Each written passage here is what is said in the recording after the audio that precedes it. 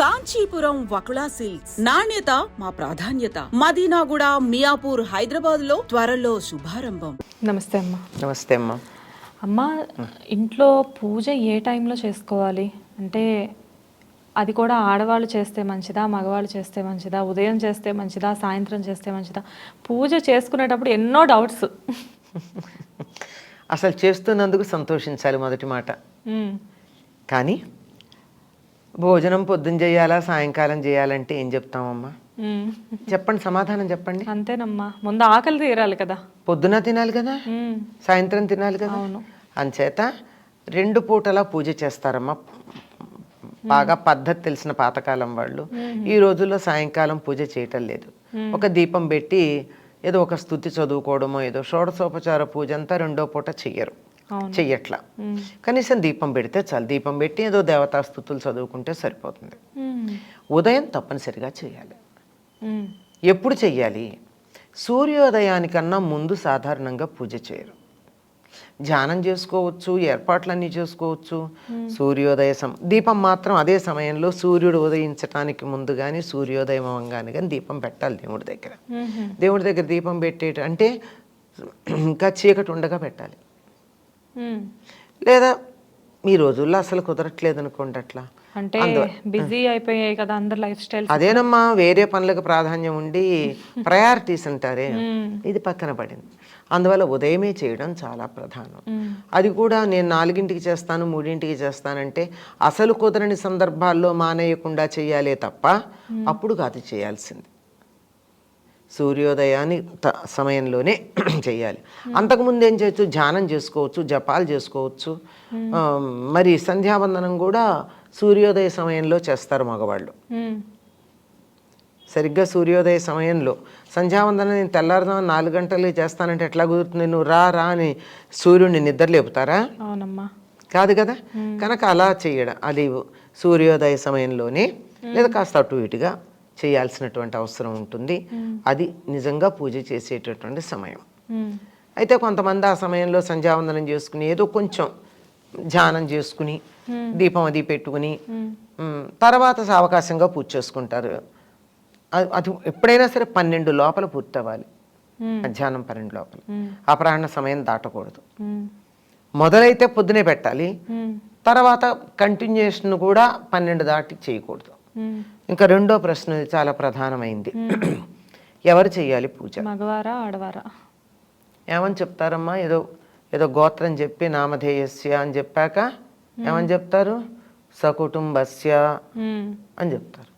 కుటుంబంతో పాటుగా ఆయన చేశాడంటే ఎవరికి చెందుతోంది? కుటుంబానికి అంతా చెందుతోంది. ఇంకా అందరూ చేయాల్సిన పని లేదు.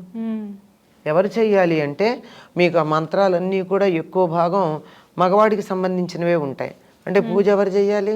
మగవాళ్ళు చెయ్యాలి. వాళ్ళు చేయడానికి వీలు కాని సందర్భంలో ఆడవాళ్ళు చేయాలి, మానేయకుండా ఉండడానికి. కానీ ప్రాధాన్యం మాత్రం పురుషులు చేయడమే, ఇంటి యజమాని చేయడమే. యజమాని అన్న పదానికే యజ్ఞం చేసేవాడు అని అర్థం. ఈ పూజ అని యజ్ఞం చేసేటటువంటి ఆయన ఎవరున్నాడో ఆ ఇంటికి అది. ఇప్పుడు ఇంట్లో 10 మంది ఉన్నారండి, పిల్లలు ఉన్నారు, ముసలి తల్లి ఉంది, ఏదో తమ్ముళ్ళు ఉన్నారు, భార్య ఉంది, పిల్లలు ఉన్నారు, ఇంకెంతో మంది ఉన్నారు, ఇంట్లో చుట్టాలు ఉన్నారు, 100 మంది ఉన్నారు. శుభలేఖ ఇవ్వాలంటే ఎవరి పేరుని ఇస్తారు? మా ఇంట్లో యజమాని పెద్ద అంటే మగవారు ఉన్నారో వాళ్ళ పేరు మీద ఇస్తారు. అంతే. పూజలు కూడా అంతే. అమ్మ, ఇప్పుడు మగవారు పూజ చేయొచ్చు, చేస్తే మంచిది అంటున్నారు. ఇప్పుడు భార్య పీరియడ్స్లో ఉన్నప్పుడు భర్త పూజ చేయొచ్చా? కాకపోతే ఆవిడ వచ్చి పూజ గదిలోకి రాకూడదు, పూజా సామాన్లు అందించకూడదు, ముట్టుకోకూడదు. అసలు పాటించే ఇళ్లల్లో ఇవన్నీ వస్తాయి. పాటించిన వాళ్ళ ఇళ్లల్లో పూజ అనవసరం. చేసినా ఒకటే, చేయకపోయినా ఒకటే. పాటించినప్పుడు పాటించని ఇళ్లల్లో పూజ చేయవలసిన పని లేదు. దండం పెట్టుకోండి దూరంగా, ఫోటో ఒకటి పెట్టుకుని ఎక్కడో అక్కడ దండం పెట్టుకుంటే అయిపోతుంది, అంతే చాలు. పూజ మగవారు చేయాలి అంటున్నారు. అసలు పూజ చేసే విధానం ఏంటమ్మా? ఎవరైనా సరేనమ్మా పూజ చేయడానికి స్నానం చేసి ఉండాలి, శుచి అయిన వస్త్రాలు కట్టుకుని ఉండాలి. పూజ చేయడానికన్నా ముందు పూజా మందిరం శుభ్రం చేసి ఉండాలి. ఆ పూజా మందిరం లేదా గదిలో ఒక గది పెట్టుకుంటున్నారు కదా కొంతమంది, సౌకర్యంగా ఉంటుందని. ఆ గది శుచిగా ఉండాలి. అంతకన్నా ముందు ఇంటి ముందు ముగ్గేసి ఉండాలి. పెరట్లో సింహద్వారం ముందు ముగ్గేయకుండా ఇంట్లో దీపం పెట్టకూడదు. ఇప్పుడంతా అపార్ట్మెంట్స్ కల్చర్ ఎక్కువ కదా. అపార్ట్మెంట్ ఈజీ కదమ్మా, మరీ బాగుంది. గుమ్మం దగ్గర ఒక్కసారి తడి బట్టతోనూ ఇలా అనేసి ముగ్గేసుకుంటే అయిపోయాయి. పూర్వంలాగా పెద్ద పెద్ద పెరళ్ళు ఉన్నాయా? తొడవాలి, కళ్ళాపు చల్లాలి, ముగ్గులు వేయాలన్నది లేదు కదా. అది ఒక రకంగా సుఖమే. ఎందులో ఉన్న సౌకర్యాన్ని దాన్ని అనుభవించడమే, అంతే అమ్మా. అంతేగాని లేని దానికోసం కాదు. ముందర అక్కడ ముగ్గు వేసుకుని మిగిలిన ఇల్లంతా కాదు. ఎందుకంటే చిన్నపిల్లలు ఉంటారు, వాళ్ళు లేవరు, మనుషులు లేవకుండా చిమ్మకూడదు, ఇలాంటివన్నీ పడుకుని ఉండగా చిమ్మకూడదు ఉంటాయి కదా. కనీసం దేవుడి గది వరకు, దేవుడి గది వంటింట్లో కలిసి ఉంటే వంటిల్లు శుభ్రం చేసుకున్నాక నిర్మాల్యం తీసేయాలి. అంటే నిన్న పెట్టిన పూలు అవన్నీ తీసేయాలి. మనమేమి చెత్త ఉంచుకోం కదా, అట్లాగే దేవుడి దగ్గర కూడా ఉంచకూడదు. శుచిగా దేవుడు ఉండేటటువంటి ప్రాంతం, మందిరం కానీ లేదా గూడు కానీ ఏది ఉంటే అది, దాన్ని శుచిగా చేసుకున్నాక దీపం పెట్టి అప్పుడు పూజ చేయాలి. అమ్మా, ఇంట్లో అందరూ పడుకున్నప్పుడు ఊడవకూడదు అలా సెంటిమెంట్ ఏమీ ఉండదు. జనరల్గా ఎవరు ఇంట్లో వాళ్ళు లేవకపోయినా కానీ దేవుడి గది వరకు శుభ్రం చేసుకొని పూజ చేసుకోవచ్చు, అంతే.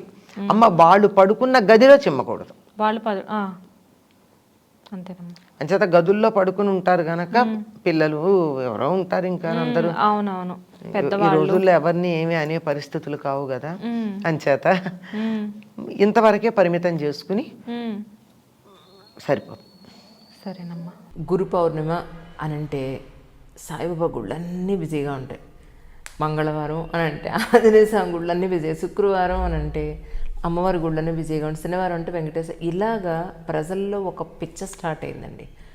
ఏ పండగలు వచ్చినా దానికి రిలేటెడ్గా ఉన్న గుళ్ళు, అంటే ఇంట్లో దేవుడు లేడనా, మరి లేకపోతే అక్కడికి వెళ్ళకపోతే పుణ్యం రాదనా, ఆ రోడ్ల మీద లైన్లు ఏంటో, అసలు రెడీ అయ్యే ఆ గుళ్ళకెళ్ళవేంటో.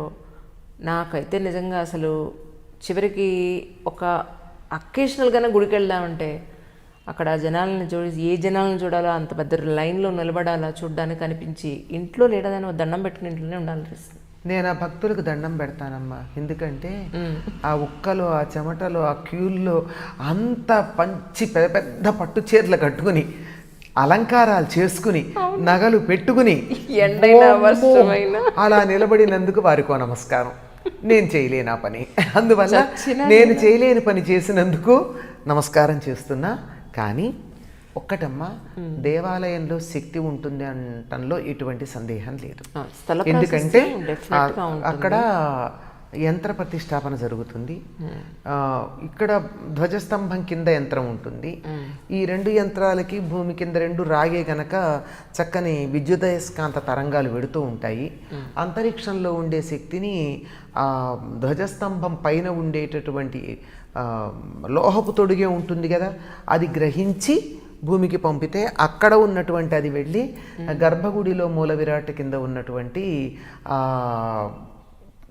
ఆ యంత్రం దగ్గరికి చేర్చడం ఇదంతా ఉంటుంది. పైగా మనం అక్కడ చేస్తున్నటువంటి పూజలు, పునస్కారాలు, ప్రదక్షిణాల వల్ల మనకెంత శక్తి వస్తుందో దానికి కూడా అంత శక్తి పెరుగుతుంది. ఎక్కువ మంది భక్తులు వెళ్ళినటువంటి గుడికి ఉండేటటువంటి శక్తి అంత తక్కువ మంది వెళ్ళిన చోట ఉండదు. భక్తులు వెళ్ళడం అంటే ఈ తోపులాటల గురించి నేను చెప్పటం, ప్రాణాలు కోల్పోయిన తోపులాటలు మొన్న విన్నాం కూడా మనం కొద్ది రోజుల క్రితం. అట్లాంటి వాటి దగ్గర కాదు, మామూలుగా జపాలు, ధ్యానాలు, అర్చనలు, పూజలు, భజనలు జరిగేటటువంటి చోట, లేదా పురాణ కాలక్షేపాలు, ఇట్లాంటి సత్కాలక్షేపాలు జరిగేటటువంటి చోట ఎక్కువ శక్తి కేంద్రీకృతం అవుతుంది. అటువంటి చోట ఉన్నప్పుడు మనకు కూడా ప్రశాంతత కలుగుతుందని పెడతాం. కానీ వాతావరణ ప్రశాంతత చెడగొట్టేటటువంటి చోటికి అటువంటి సందర్భాల్లో వెళ్ళినందువల్ల మనకేమైనా అమ్మయ్య మొత్తానికి చూసి బయటపడ్డాం అనే తప్ప ఎక్కడన్నా ప్రశాంతత, మనసు నిండుదనం ఉంటోందా? ఉండట్లేదు గనక అటువంటి దానికి వేలం బెర్రిగా వెళ్ళాలా అన్నది ప్రశ్న. ఎందుకంటే ఈ ప్రశ్నకి సమాధానం నా ప్రవర్తనే కనుక నేను పర్వదినాలలో ఎప్పుడూ దేవాలయానికి వెళ్ళలేదు, ఎప్పుడు వెళ్ళాల. ఎందుకంటే కొద్ది సందర్భాల్లో వెళ్ళిన సందర్భం కూడా అక్కడ వాళ్ళు పిలిస్తే, అంటే అక్కడున్న ఆలయం వాళ్ళు పిలిస్తే ఆ దేవత పిలిచిన దైవం పిలిచినట్టుగా భావించుకుని దేవుడు పిలిచాడని చెప్పి వెళ్ళి అలాంటి సమయంలో నాకు దర్శనం బాగానే దొరుకుతుంది కనుక ఆ దర్శనం చేసుకురావడం తప్ప నా అంతటి నేనుగా వెళ్ళి అటువంటి ఇరుకులో అంత కష్టపడి వెళ్ళాల్సిన పని లేదు. నేను తిరుమల కనీసం తిరుమల కాదు తిరుపతి కనీసం సంవత్సరానికి ఈ మధ్య కాలంలో 7-8 సార్లు అయినా పెడుతున్నా. కానీ తిరుపతి పెడుతున్నానే కానీ తిరుమలకి సంవత్సరానికి ఒకసారే పెడతా. ఓకే. ఎందుకని? మంచి దర్శనం నాకు ఒకసారి దొరికిన తర్వాత నేను వెళ్ళి మళ్ళీ ఇంకోళ్ళకి అడ్డం పడి ఇంకొక భక్తురాలో దర్శించుకోవడానికి నేను వెళ్ళి అడ్డం పడడం నాకు అవసరమా? నేను చేసేది పాపం కాదా? జన్మలో మొదటిసారి వచ్చేవాళ్ళు చాలామంది ఉంటారు మారుమూల గ్రామాల నుంచి.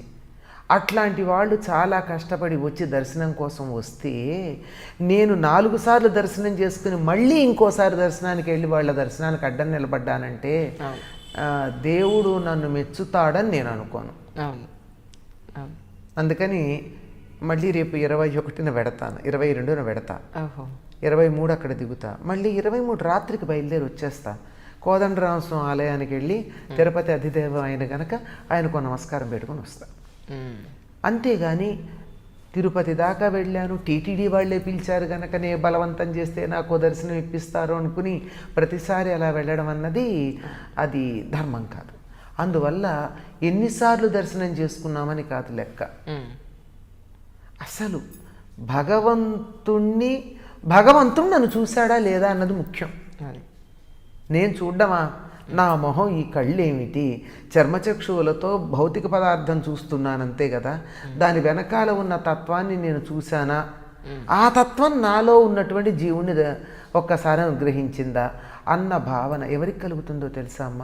మారుమూల పల్లెల నుంచి వచ్చి నెత్తి మీద మూటలు పెట్టుకుని 24 గంటలు 26 గంటలు క్యూలో నిలబడి ఎవరు తోస్తున్నా ఏమీ అనకుండా వాళ్ళంతటా వాళ్ళు తోసుకుని ముందుకు రాకుండా దర్శనం చేసుకునేటటువంటి అమాయక భక్తులు ఉన్నారే, వాళ్ళు జన్మలో ఒక్కసారి దర్శనం చేసుకుంటే వాళ్ళకి భగవంతుడు అనుగ్రహం వాళ్ళకు ఉంటుంది.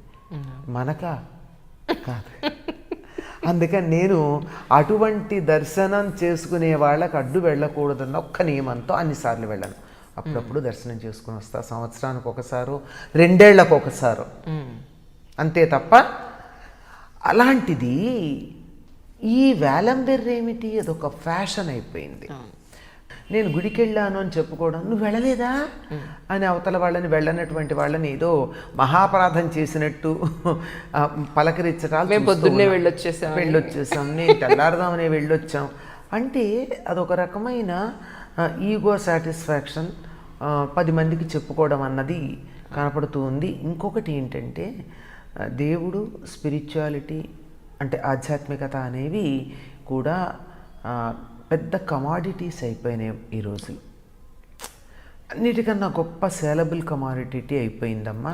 మీరు ఇది చేస్తే ఈ పుణ్యం వచ్చేస్తుంది, ఇది చేస్తే పుణ్యం వచ్చేస్తుంది, నేను ఈ మధ్య బాగా డబ్బు సంపాదించాను కదా అందువల్ల ఈ డబ్బు పెట్టి నేను పుణ్యం కొనుక్కుంటున్నాను అన్నటువంటి ఉద్దేశంతో పుణ్యం కొనుక్కుంటున్నాము అనుకుని చేస్తున్నటువంటి చాలా ఉన్నాయి. ఒక్కసారి ఆలోచించుకుని ఆ గుడికి వెళ్ళాక నా ముందున్నటువంటి వాళ్ళని తొయ్యకుండా వెనక వాళ్ళు తోస్తుంటే తిట్టకుండా నేను ప్రశాంతంగా దేవుణ్ణి చూశానా? అది ఆ స్థితి రాకపోయిన తర్వాత పొద్దునో దర్శనం, మధ్యాహ్నమో దర్శనం, సాయంకాలమో దర్శనం, లేదు మీరు అన్నట్టు ఇందాక గురువారం సాయిబాబా గుడి, మంగళవారం ఆంజనేయ స్వామి గుడి, శనివారం వెంకటేశ్వర స్వామి, శుక్రవారం అమ్మవారి గుడి, ఇలా వెళ్ళొచ్చినందువల్ల ఏమి వస్తుంది అంటే ఒకటి వస్తుంది. ఏమిటి అంటే హాయిగా నీకు వాకింగ్ ఎక్సర్సైజ్ జరిగింది, ఆ కాసేపు చెత్త పనులు చేయకుండా గుడికి వెడదామన్న దృష్టితో ఉన్నావు, అదొకటే చాలు. ఏ దృష్టితో వెళ్ళని, ఈగోతో వెళ్ళు, మరో దాంతో వెళ్ళు, గుడికి వెడదామన్న దృష్టితో దేవుడి పేరు తలుచుకున్నావు గనక, మంచిగానో చెడుగానో తలుచుకున్నావు గనక, అసలు తలుచుకోని వాళ్ళకన్నా నయం గనక పర్వాలేదు అని మాత్రమే మనం అక్కడ చెప్పుకోవాల్సి ఉంటుందమ్మా.